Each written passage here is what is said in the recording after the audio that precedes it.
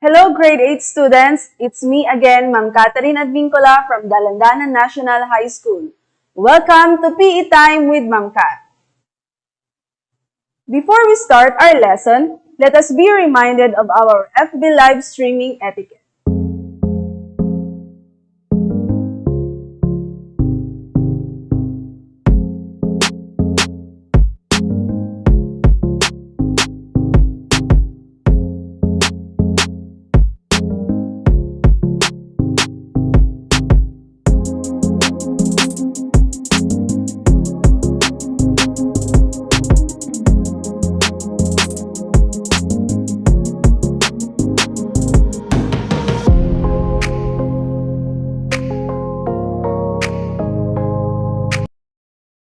Are you excited to learn, class? That's great! Let me present first the most essential learning competencies that you are about to learn today. At the end of the lesson, you are expected to first, execute the skills involved in the sports. Second, display tolerance and acceptance of individuals with varying skills and abilities. In the previous lesson, you have learned about indoor recreational activities, particularly chess. You have also learned the history, skills, and the benefits of playing chess. Let's first have a review on the previous topic in PE. I have a word scramble game here. All you need to do is to unscramble the letters to guess the correct words or words. You will be given 10 seconds in each item. Are you ready? Let's start. Number 1.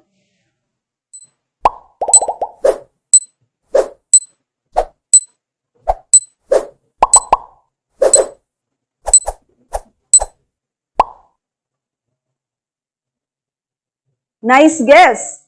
The answer is bishop. Number 2.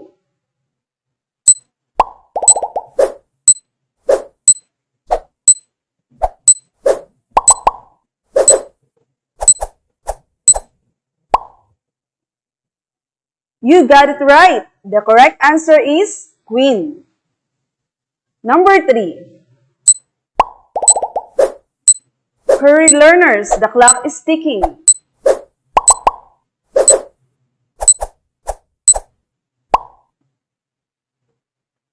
Excellent guess. The answer is knight. Number 4.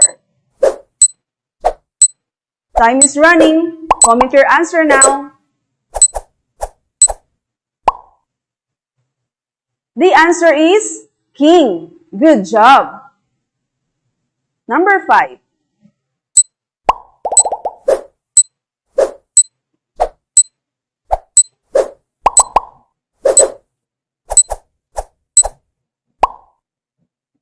The correct answer is checkmate. Good job, class! It shows that you master and understand the previous topic in physical education. Before we proceed to our new topic for today, let's check first your prior knowledge by answering this activity, Guess the Word. Just guess the specific word or words that fits the picture presented and write your answer in the comment section. You will be given 10 seconds in each item. Are you ready? Let's get started.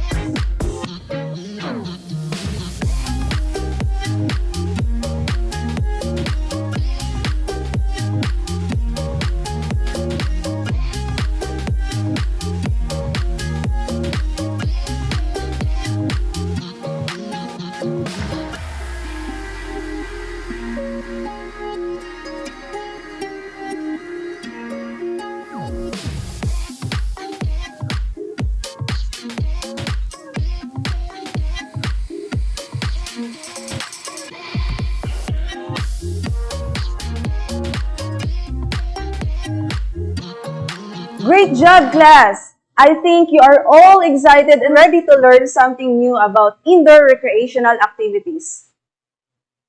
Let's recall first the meaning of indoor recreational activities. These are voluntarily undertaken for pleasure, exercise, relaxation, and leisure. It is one way of rejuvenating the mind and body. This can be done or performed inside the room or inside the house. It requires less space, hence can be managed behind the door.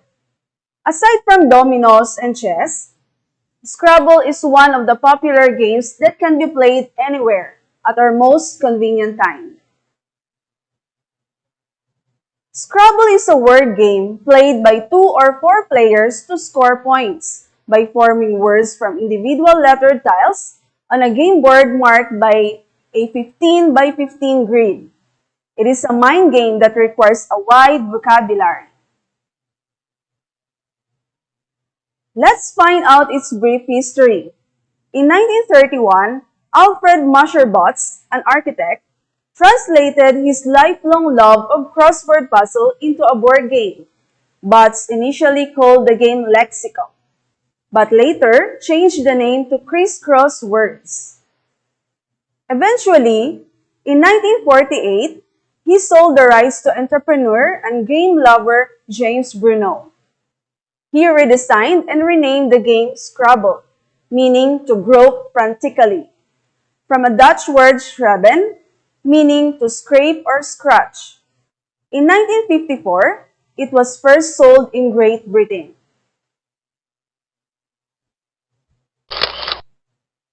This game is very easy to learn, but first, we need some materials like Scrabble board. It measures 15 cells high and 15 cells wide, a total of 225 squares, and has a special cell for special points. Next is a bag of Scrabble tiles. It can be made of wood, ivory, or synthetic materials.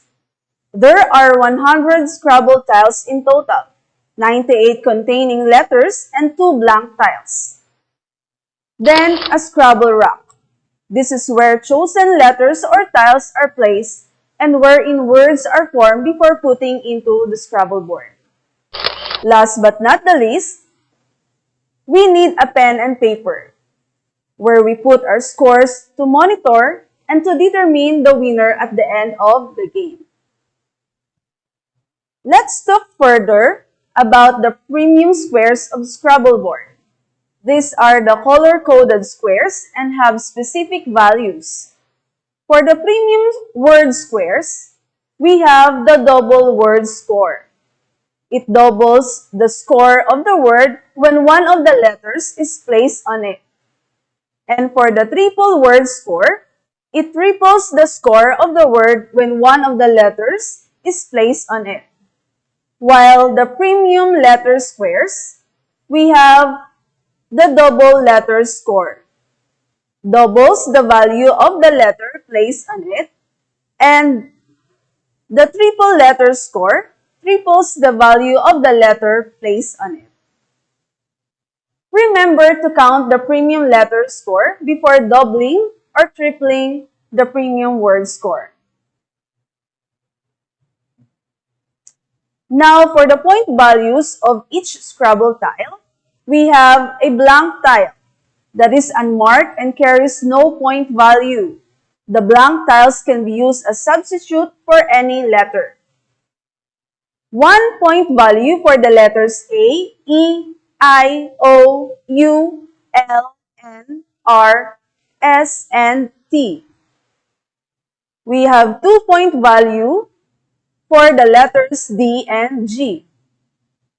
3 points value for the letters B, C, M, and P. For the letters F, H, V, W, and Y, the value is 4 points. 5 points value for the letter K only. 8 points for letter J and X. And 10 points for the letters Q and Z. Wow, this is cool and challenging, isn't it, class? For those who love word games, this game is for you. Before we continue exploring the game, let us understand the benefits of playing Scrabble. First, it lowers the risk of mental illness. Second, it makes you happy. Third, it reduces blood pressure. Fourth, it improves the immune system. And fifth, it improves memory and vocabulary. Playing Scrabble also provides opportunities to build language skills, improve mental capabilities, and develop desirable attitudes. These benefits will develop more if you directly engage in the game with your family and friends. Are you ready to play, class? That's great! We have 3 parts in order to play Scrabble successfully. The first part is preparing to play. Before you begin your game, number 1, make sure that you have everything you need to play Scrabble. You will need a game board, 100 letter tiles, 1 letter rack for each player, and a cloth bag to hold the letter tiles.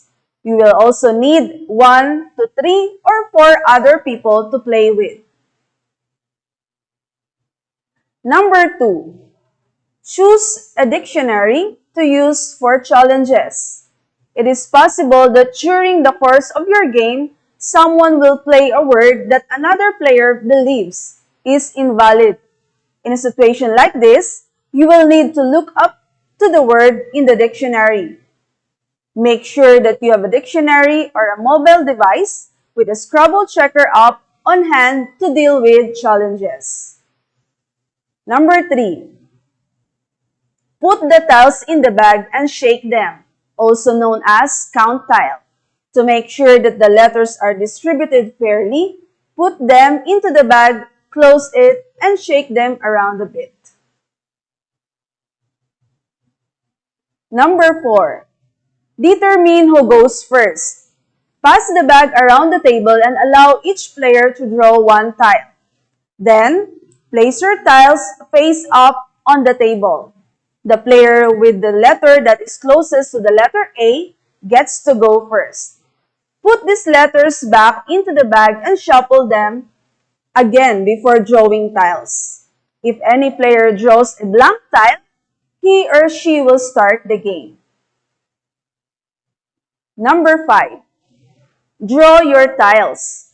Beginning with the person who drew the tile closest to A, allow the player to take 7 tiles.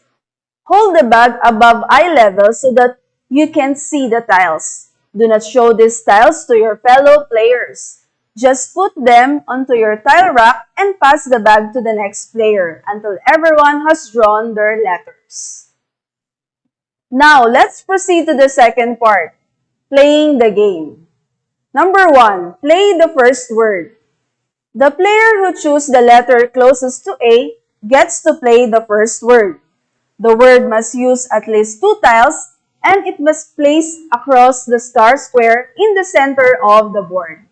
The word can be laid out in a vertical or horizontal fashion, but it cannot be diagonal. When calculating the first word score, keep in mind that the player who places the first word gets to double his or her total score because the star counts as premium square with a double word bonus. For example, if the total value of the first word played was 10, then the player would receive a score of 20. Number 2, count up your points. After you have put down a word, make sure that you count up your points. Add up the points on the lower right corner of each of the tiles you have laid down. If you place a tile on a premium square, adjust your score as indicated the premium square. For example, if you place a word over a square that says double word, then you should double the total value of your word. If you place a tile over a square that says double letter, then you should double the value of the letter tile only when you calculate your score. Number 3. Draw new tiles. After each of your turns, you will need to draw as many new tiles as you just played. For example, if you played 6 of your tiles to form a word during your turn, then you need to draw 6 new tiles at the end of your turn. Place these new tiles on your rock and pass the bag to the next player. Number 4. Build on other players' words.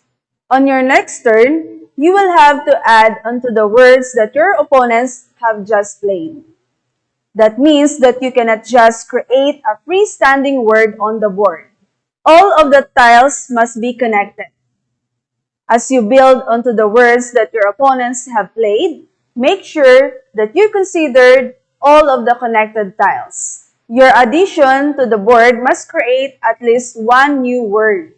But if you connect to other tiles from other directions, then you need to make sure that you are creating valid words with these connections.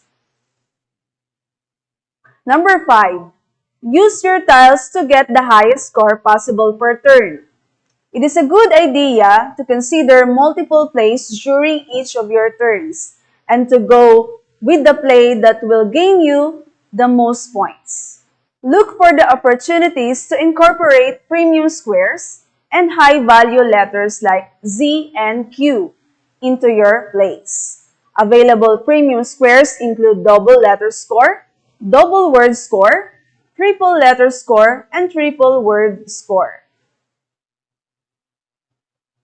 Number 6. Challenge other players to dispute a word. If you think that the player has played a word that does not exist, or that another player has misspelled a word, then you can challenge that player. When you challenge a player, you look up the word in the dictionary. If the word is in the dictionary and the player has spelled it correctly, then the word stays and the player gets the points. The challenger loses his or her turn. If the word is not in the dictionary or the player has spelled it incorrectly, then the player must remove the word from the board. The player gains no points and loses the turn. 7. Exchange tiles you don't want. At some point during the game, you may decide that you want to change some or all of your tiles for new ones. You can use a turn to get new tiles. Just discard the tiles that you no longer want in the bag. Shuffle the bag and draw the number of tiles that you discarded. Just keep in mind that you cannot play a word in addition to drawing new tiles. This will count as your turn. Finally, we are now in the last part, scoring. Number 1, keep score as you go. It is important to keep a careful tally of each player's scores as you play. Each player should announce his or her score after adding it up. Then the scorekeeper should write it down right away. Number 2, watch for premium score squares. Premium squares will alter your word scores. So pay attention to this when you play words. You can only use the bonus from a premium square if you laid the tile over the square during the current turn. You cannot incorporate bonuses from premium squares that you already counted in a different turn or that were counted by a different player. Number 3, get 50 points added to your word score if you get a bingo, also known as a bonus. A bingo is when you use all 7 of your tiles to play a word. When this happens, you should add up the total value of your word plus any bonuses gained from premium squares and then add up 50 points. Number 4, add up each player's scores at the end of the game. After all the players have exhausted their tiles or cannot play any more words, add up each player's points total. As the scorekeeper adds the total, each player should let him or her know the points value, if any of the tiles he or she has left over. Deduct his value from each player points total to determine each player's final score. Number 5, announce the winner. After the scorekeeper has added each player's scores and deducted the values of any unused tiles, he or she may announce the winner. The person who has the highest score wins the game. Second place goes to the person with the second highest score, and so on. There you have it. You already have some tips and knowledge on how to play Scrabble with your family and friends. For your activity, answer these observation skills. Bring out your paper and pen and write numbers 1 to 10. Directions: complete the table by checking observed or not observed on the space provided. You'll be given 15 seconds to answer. Are you ready? Okay. Timer starts now.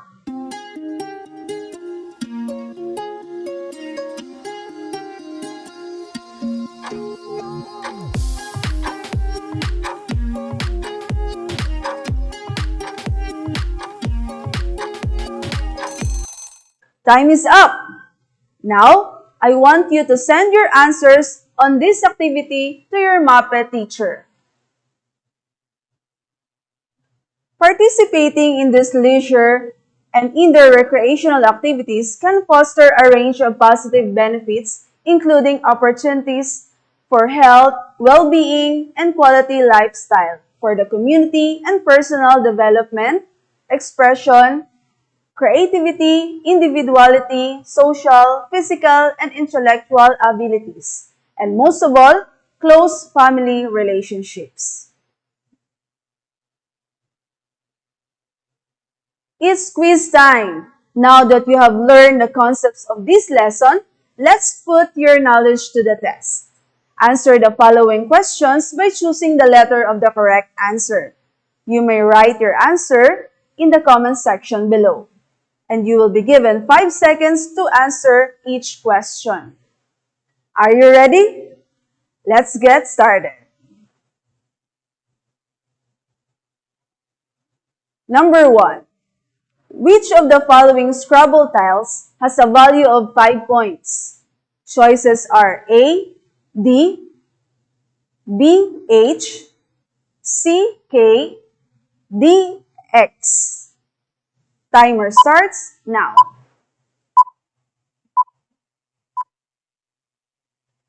Time is up. Good job. The correct answer is letter C, K. Number 2. Scrabble is played with exactly blank tiles. Choices are A, 50, B, 100, C, 110, D, 150. Timer starts now.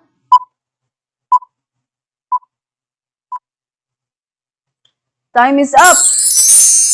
Amazing class. The correct answer is letter B, 100. Number 3.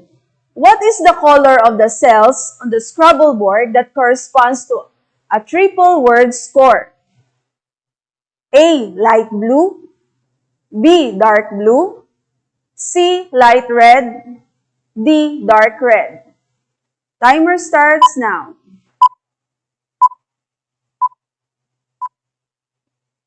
Time is up. The answer is letter D, dark red. Excellent answer. Number 4. An opponent calls for blank when he thinks a play is not acceptable. Choices are A, blocking, B, bluffing, C, challenge, D, duplication.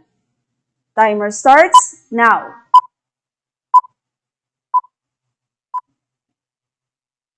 Time is up. Great, the answer is letter C, challenge. Number 5. How many bonus points will be given if a player is able to place all 7 tiles on the board at the same time? A. 50, B. 55, C. 75, D. 100. Timer starts now.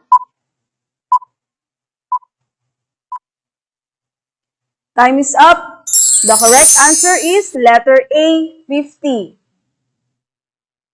Congratulations! I know you have gained a lot of knowledge, skills, and value formation on this topic. Before we end this lesson, let me present your performance task in PE this third quarter. It's entitled, Let's Play Scrabble. You will enjoy this activity because it will improve vocabulary, build camaraderie, and strengthen the bond with your family as well. For the mechanics, you have 2 options to choose from. Option 1. Number 1, prepare your Scrabble materials, board, bag of tiles, and rocks. Number 2, invite 2 to 3 members of your family or friends to play Scrabble with you. Number 3, set your camera into time-lapse and record your actual game. And number 4, send your output to your Mapeh teacher. Option 2, you can play Scrabble online at www.games.com/word games, where you can find different word games. Screen record your actual game and see to it that your face is projected while playing. You may select easy, medium, or difficult mode in playing. Number 4, send your output to your Mapeh teacher. And here's the rubric for your guide.